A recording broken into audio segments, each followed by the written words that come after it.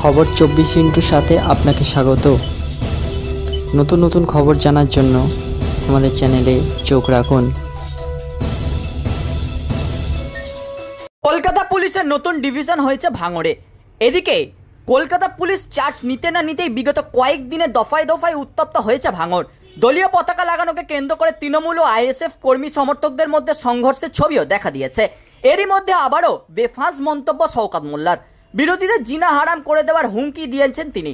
সাফ বললেন, রাজনৈতিক লড়াইয়ে দু একজন খুন হলেও শত্রুর সঙ্গে 1 ইঞ্চি কম্প্রোমাইজ করব না। তার এই মন্তব্য নিয়েই নতুন করে চাপানোত্তর শুরু হয়েছে জেলার রাজনৈতিক মহলে।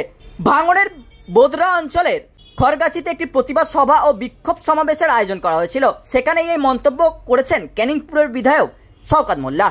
বলেন, প্রশাসন যদি দৃষ্টান্তমূলক শাস্তি না দেয় তাহলে তাদের শাস্তি এখনকার জনগণের দ্বারা পেতে হবে। শুধু তাই নয়, বোদরা এলাকায় তাদের জিনা হারাম করে দেব, দায়িত্ব নিয়ে আমি বলে যাচ্ছি। এই মন্তব্য নিয়েই বর্তমানে জোর শোরগোল শুরু হয়েছে রাজনৈতিক মহলে। অন্যদিকে বিরোধীদের আবার সমাজ থেকে বয়কট করা এমনকি গ্রাম ছাড়া করার নিদান দিয়েছেন মালদহের জেলা সভাপতি তথা বিধায়ক আব্দুর রহিম বক্সি। তা নিয়েও চলছে বিতর্ক। প্রসঙ্গত, দলীয় পতাকা লাগানোকে কেন্দ্র করে খড়গাছিতে আইএসএফ তৃণমূলের ঝামেলা ও মারধরের ঘটনা ঘটে। ঘটনায় 3 জন তৃণমূল কর্মী গুরুতর আহত হন। শুক্রবার সেই ঘটনার প্রতিবাদে শনিবার এলাকায় বিক্ষোভ সমাবেশ করে তৃণমূল। সেখানেই বক্তব্য রাখতে গিয়ে একথা বলেন শওকত মোল্লা। শান্তনু মণ্ডলের রিপোর্ট, খবর 24/7।